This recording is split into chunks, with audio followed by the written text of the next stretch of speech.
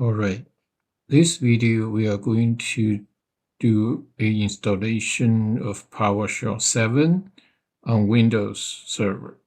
So in this case, we're using Windows Server 2025 for demo.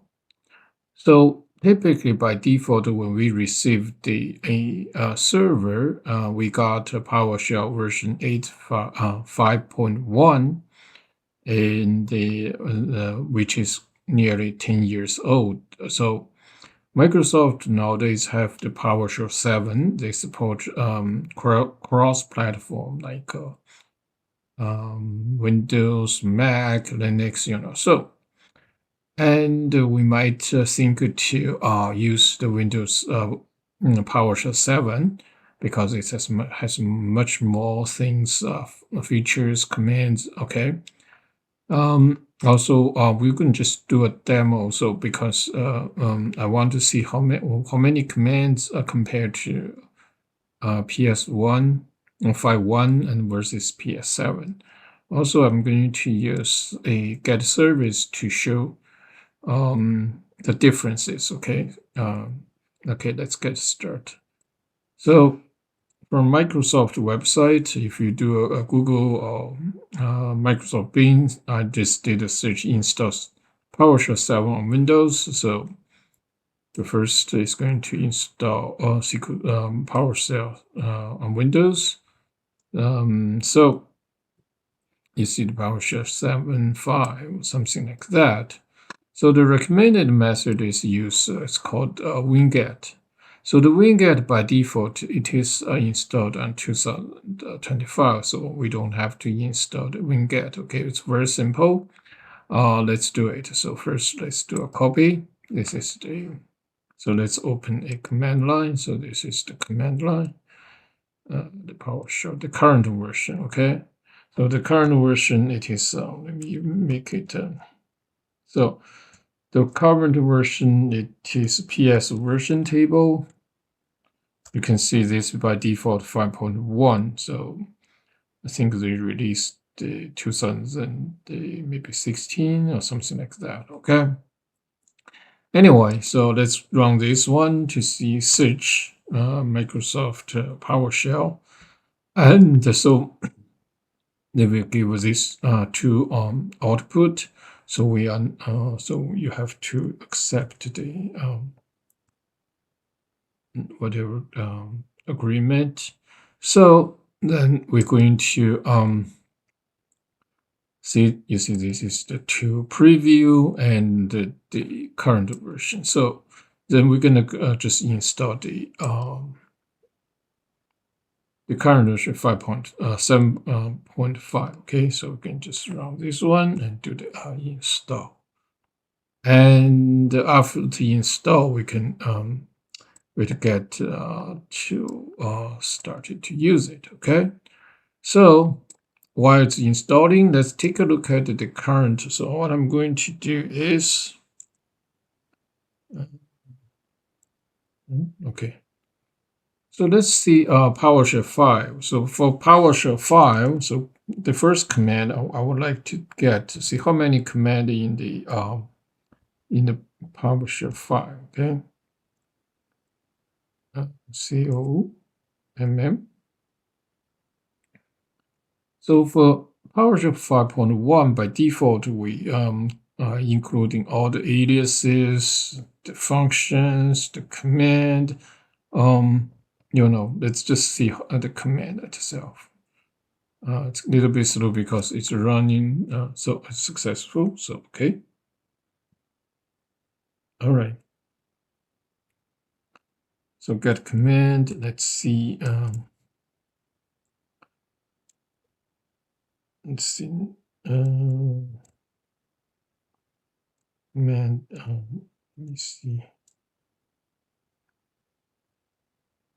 This is name, verb now, okay. Module. Let's see, command type. Okay, so command type. I'm interested in commandlet. Okay, so how many commandlet? Let's see. Get member. Okay. Not get member, measure member. So we can see how many command it's in PowerShell. Measure a measure object. Okay, so we have somewhere 900. Yeah, 938. Okay, so and if I do this, okay, so this is index.1. Okay, so total about 2000 something. Okay, so let's remember this number. So after install and the PowerShell 7 we installed, you can see it, PowerShell 7, and then in the terminal, so we will see, it's not refreshed yet. Okay, let me see where it is. Maybe let me close this this window, relaunch. Okay, so it should have, yeah, so you see now I have PowerShell 7 and PowerShell 5. Okay, so I can start from here as well, PowerShell 7, 5. So for this one, let's see, get command.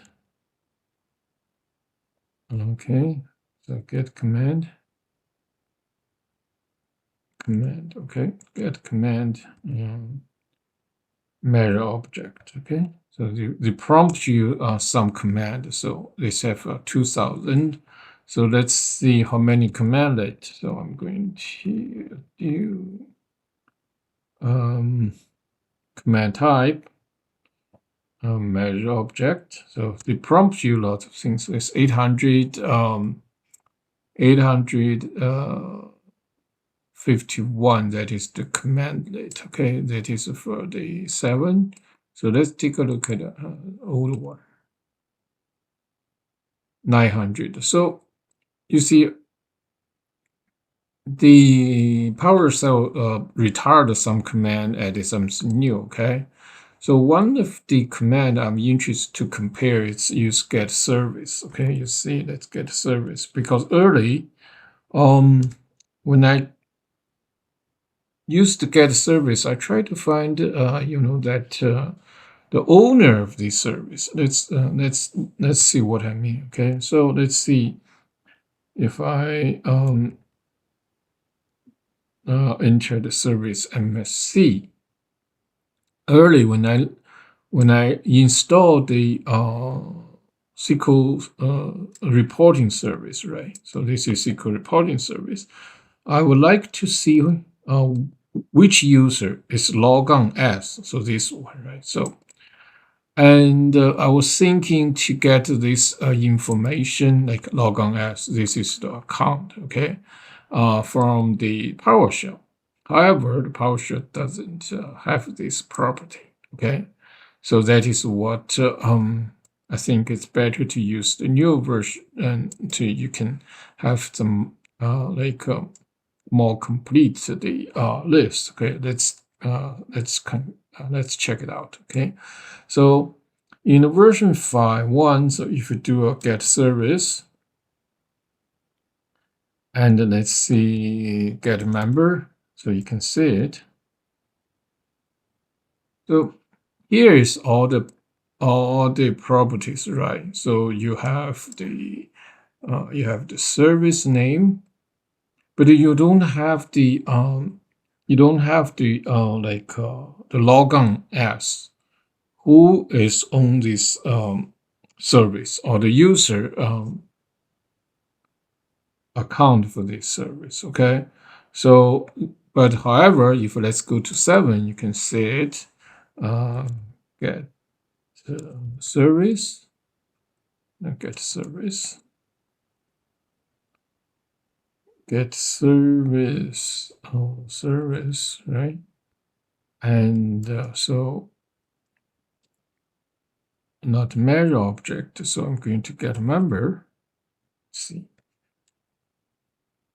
Now you can see there's something, maybe those need maybe admin user. But at least from here, you can see properties. I have more properties, right? Much more properties. You can see here.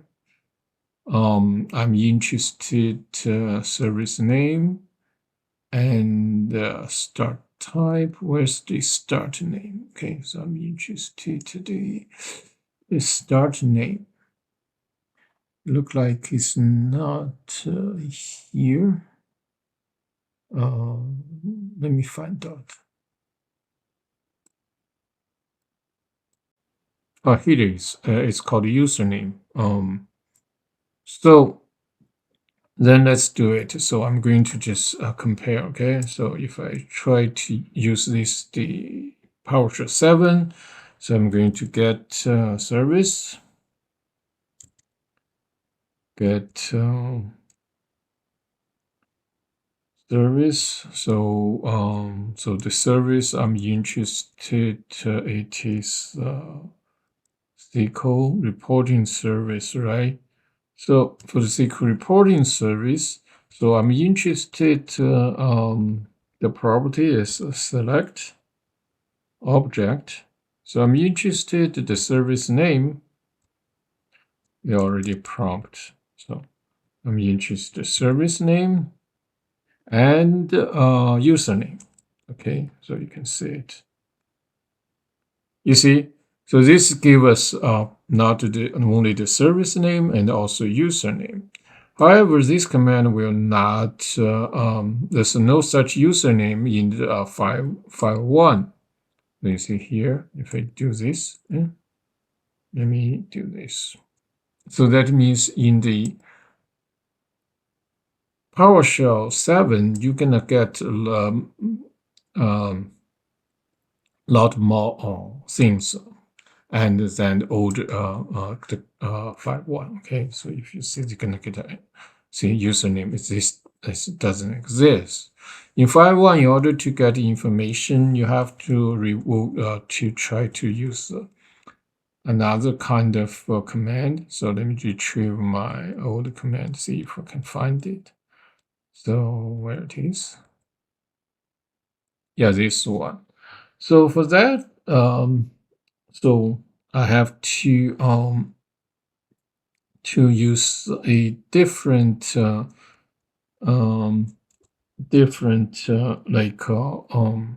different command. It's called get CIM instance using this one and to get it. Okay, so like first we got the service name, and after that, and we're going to select the one we want. Okay, so it's a little bit slower, and but anyway, so they will give us using this command. You see, this is the command. So we're going to do the same thing, but this one is going to be select. That is what earlier I was looking at the it's going to be name and start name, I believe. Yeah.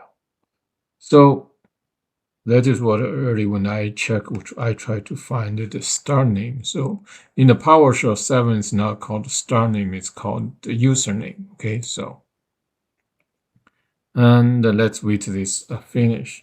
So whatever. So you see, this is name, this is SRS, this is the username compared to the PowerShell 7 is more meaningful, like service name versus username. Okay, so that is the reason I'm thinking to start using the PowerShell 7 because it have more features and more new things to built in. Okay, so that is the short video for PowerShell 7.